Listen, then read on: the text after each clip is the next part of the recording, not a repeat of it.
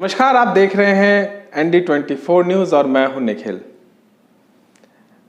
भारत के पूर्व राष्ट्रपति हामिद अंसारी के बयानों पर अब सियासत गर्म हो गई है।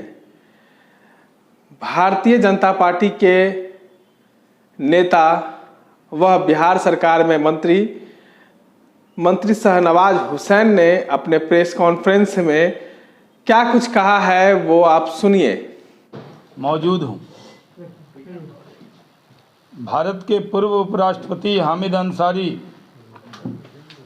उपराष्ट्रपति रहते हुए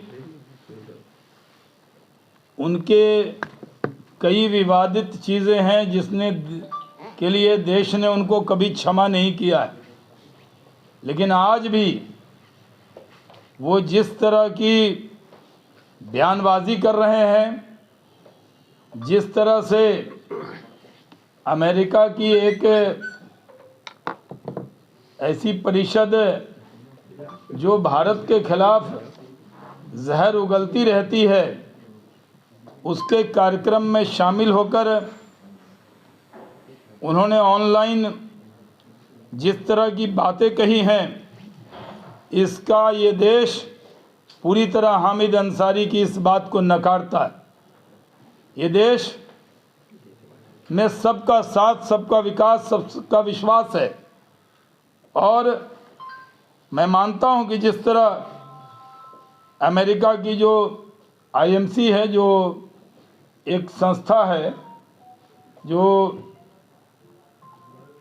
सिर्फ भारत को बदनाम करने में लगी रहती है, एक तो उसके कार्यक्रम में उनको जाना नहीं चाहिए था, दूसरा वहाँ पर जाकर जो बातें उन्होंने कही, IAMC जिसके फाउंडर शेख उबैद पहले से ही बहुत सारा फंड इकट्ठा करके भारत को बदनाम करने के लिए जिस तरह का काम किया है, और उसने करीब 4,12,000 जो US डॉलर है उसको खर्च किया, कभी बर्मा में, कभी अन्य चीज़ों में, और उसी के कार्यक्रम में जिस तरह हामिद अंसारी शामिल हुए और उस इवेंट में जिस तरह की गुफ्तगू की गई है, ये दुर्भाग्यपूर्ण है।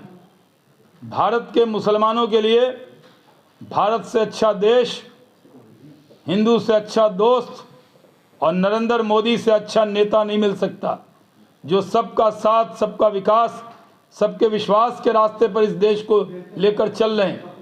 पूरे दुनिया के अंदर आज भारत की प्रशंसा हो रही है कि इतने बड़े देश में न कोई दंगा है, न फसाद है, न कोई विवाद है, भारत संविधान से चलता है। लेकिन हामिद अंसारी ने जो पूर्व उपराष्ट्रपति रहे हैं उन्होंने इस बात की भी कदर नहीं की है। उन्होंने पहले भी जब 2018 में अलीगढ़ मुस्लिम यूनिवर्सिटी में जिन्ना का पोर्ट्रेट लगाया गया था, तब भी उस वक्त उनका बयान पूरी तरह दुर्भाग्यपूर्ण था। 1918 में भी जब शरिया अदालतों के पक्ष में बयान देकर उन्होंने एक विवाद खड़ा किया था। 2017 में ही हामिद अंसारी जो पॉपुलर फ्रंट ऑफ इंडिया के कार्यक्रम में जब गए थे तो उनकी एक आलोचना हुई थी।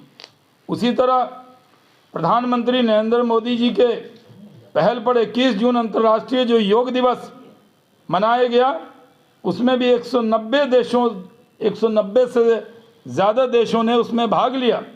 लेकिन उस वक्त उस कार्यक्रम में राष्ट्रपति प्रणब मुखर्जी साहब, हमारे नेता नरेंद्र मोदी जी, कई केंद्रीय मंत्री शरीक हुए, लेकिन हामिद अंसारी साहब ने उसमें शरीक होना बहुत जायज़ नहीं समझा। उन्होंने जिस तरह की बातें की, वो देश पहले से, जब उन्होंने एक बार वंदे मातरम के लिए जब कहा गया, तब उन्होंने कहा नहीं, मैं भारतीय हूँ, यही काफ़ी है।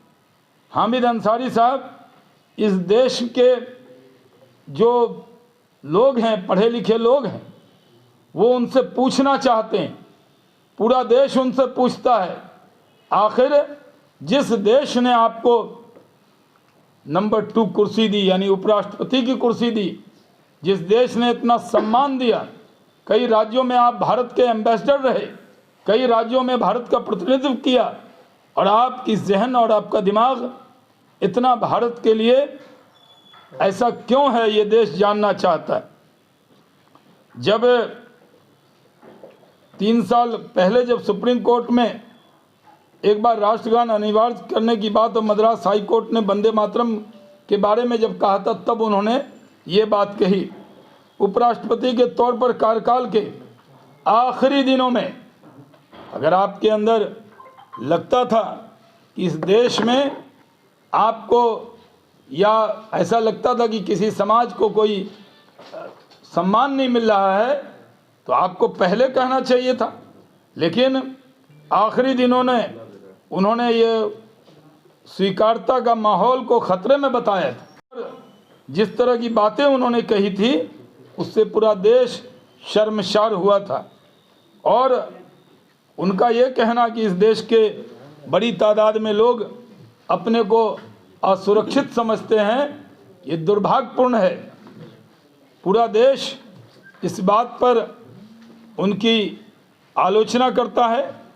और मैं मानता हूँ कि जिस तरह जो जो अमेरिकी मुस्लिम परिषद है, जिसका काम है जहर फैलाना, जिसका काम है भारत के बारे में दुष्प्रचार करना, उसके कार्यक्रम में शामिल होकर उन्होंने एक उच्च मर्यादा, जब पद से हटने के बाद भी कोई व्यक्ति निभाता है, उस मर्यादा को तोड़ने का काम किया है।